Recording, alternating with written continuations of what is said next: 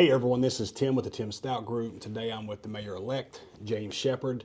I've asked you guys online about some questions you want me to ask him, and there's some tough questions, and he's agreed to answer everything that we have. So I'm super excited about this, and I definitely appreciate you being with us. Glad to be here. Thanks for having me. Let's start out. Tell us who you are. Yeah, so I've got a story that's really typical here in Newnan. My dad got out of the Air Force when I was 8.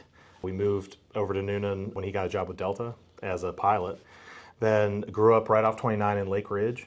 I have had a home there since I was 8. You know, even when I moved away to college and went away to work and then law school, I was back in Newnan every month or so, visiting my parents, seeing everybody. Graduated from Newnan High School, went on to UGA, go Dogs. Then went on to work, short-term jobs that were not always terribly glamorous. Then got into a management consulting position out in the Bay Area, doing kind of financial analysis for big tech implementation programs. After a few years doing that and kind of learning up through that, I decided, I'd consider going to law school. I'd put it off for a while.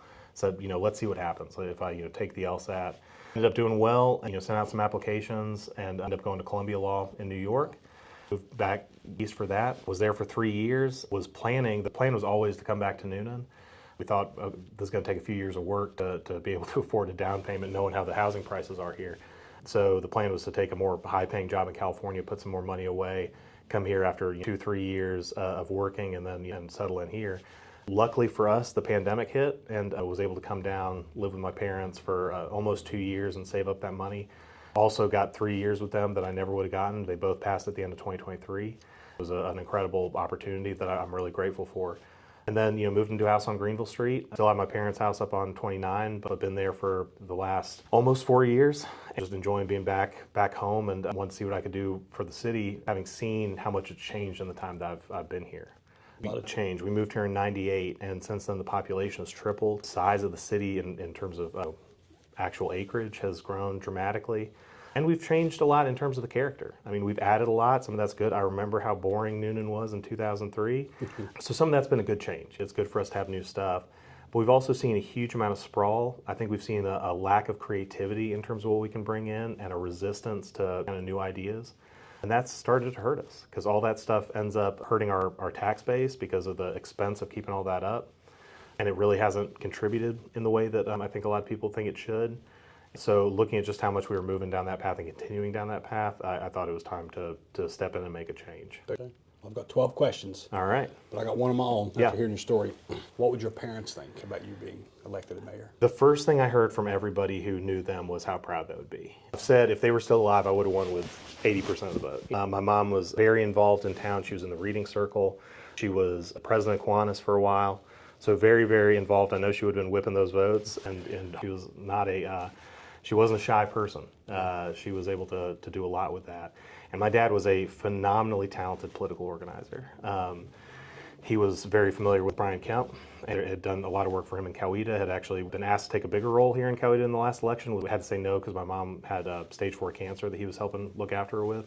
But we were able to, pull it off as it was, and I know that they're very proud of that happening where they are. Nothing feels better than making your parents proud. That's right, 100%. I just hope to, make them proud moving forward and do a lot of the stuff that they were really proud of, kind of advocating for in Newnan. They had fought the Greentop Road annexation for years up there off 29. Mm-hmm.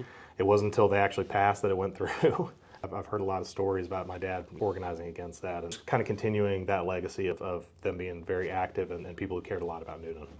Okay, number one, this is from the people. Newnan has seen incredible growth of the past few years, but many residents worry it's happening too fast. How do you plan to balance new development but protecting the character of our city? Yeah, we hear a lot about it happening too fast. I think that's part of it, but part of it is really the method by which we've been growing, right? We have not grown in a way that reflects what the Newnan is that we fell in love with, right? One of the things that, again, I said I had a theory about Newnan that we kind of put to the test. That theory was we've had a lot of leadership who is myopically focused on downtown, right? That's all that they see is downtown, downtown, downtown. But the problem is the way we've been building is not the way that downtown was built, and it's not focused around downtown. We've been following that generic sprawl kind of 80s, 90s version of development that's really pushed us out east further and further. Yeah.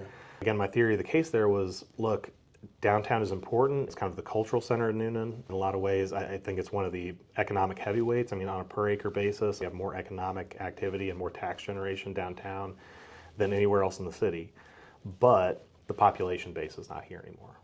The population base is a lot more of it is out in Summer Grove, in Avery Park, along McIntosh Parkway. Hey, when I talked to Danny early on, when he hopped into the race, and just knowing what I knew about Keith, I knew both of them were going to be laser focused on downtown Featherston Heights, and which is a shrinking and changing thing on its own. Absolutely. Knowing that they would be laser focused on that, I decided to go everywhere else. I knew that they'd be fighting each other here. I just took to the hinterlands, kind of. Smart. And it panned out. It was a question, because those voters are less engaged because they're not, in a lot of cases, making the decisions around here. But me and my team knocked thousands and thousands and thousands of doors in Newnan. Between downtown and Featherston Heights, if you look at the precinct results, we got absolutely hammered here, and we knew that was going to be the case. But everywhere else, we lost the Smoky Road precinct as well. It's a smaller precinct. We lost by 2 votes. We won every other precinct on the base of that. Speaking of this question of the growth and the character, we're going to continue to have some kind of growth. South Atlanta is one of the areas that has been being targeted capital right now, and I'm a big fan of full contact capitalism. It's going to happen. As we're moving forward, Newnan deserves to move up the value chain in terms of what kind of development we're having.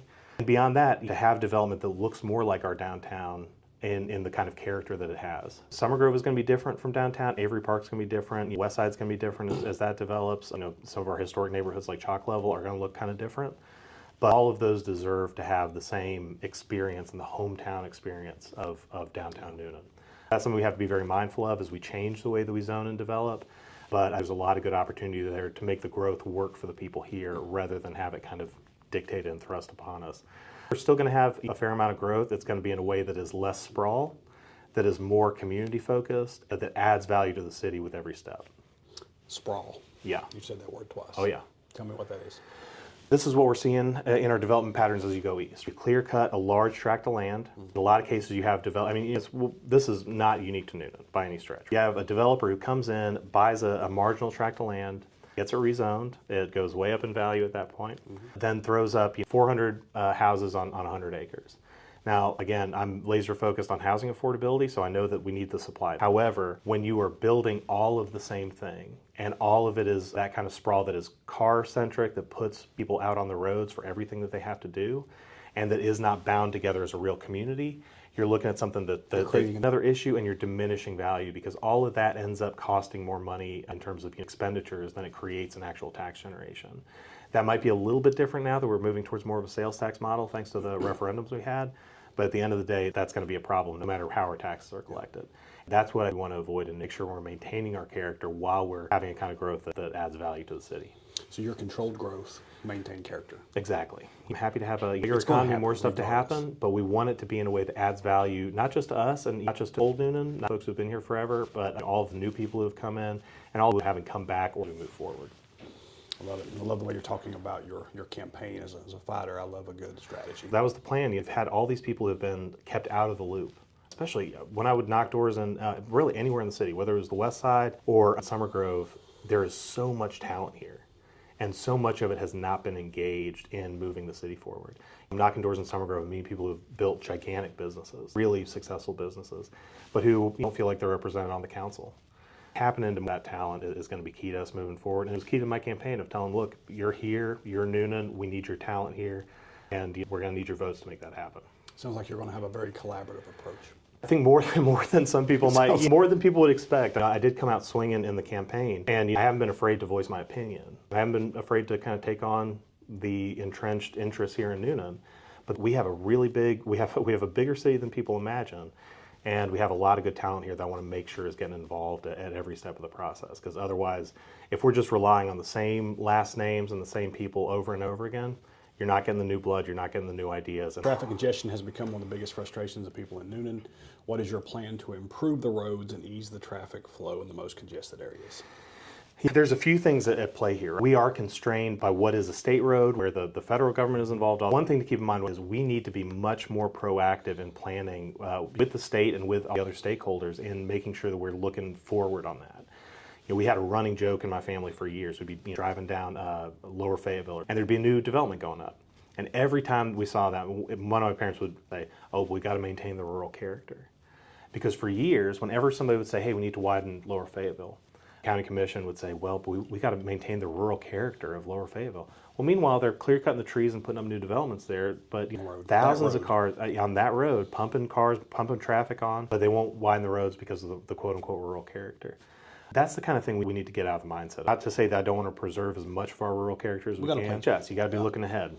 And so that means proactively engaging with the state. That means proactively engaging with all the stakeholders who are working on those roads. Then where we do have some local control there, being more creative than just throwing up as many roundabouts as possible. And I love a good roundabout. Believe me, this is not unique to Newnan. This is all over the place where we act as though the roundabout is going to solve all our traffic issues. In some cases, it's going to help. There's a lot of good things about roundabouts.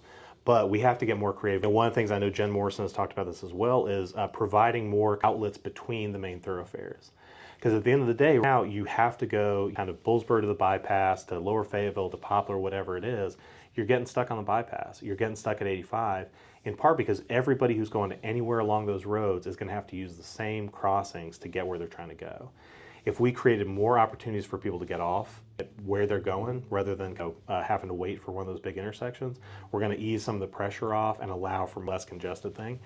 Beyond that, giving people more options. I always think of, there's a great picture of Gorbachev, I think it was, in an American grocery store. And he said, if the Russian people saw this, they'd revolt, just because there was so much choice in the American supermarket. And that's one of the great things about America, is that full contact capitalism, we've got choices. But when it comes to transit options, if I want to bike somewhere or walk somewhere, we tell everybody, well, you got to do this one thing, you got to drive. You got to drive wherever you're going. I don't think that's American. That's why we won the Cold War, give people the choice. We've got a great start with the link. We need to expand our pedestrian options, and we need to make sure that we've got retail options that are closer to where people live, so that maybe they're not throwing themselves out onto Bullsboro for everything that they need to do. So just being proactive about planning some of that stuff and giving people different options at every step of the way, whether that's more options in terms of where you're driving or more options of whether you want to drive or not.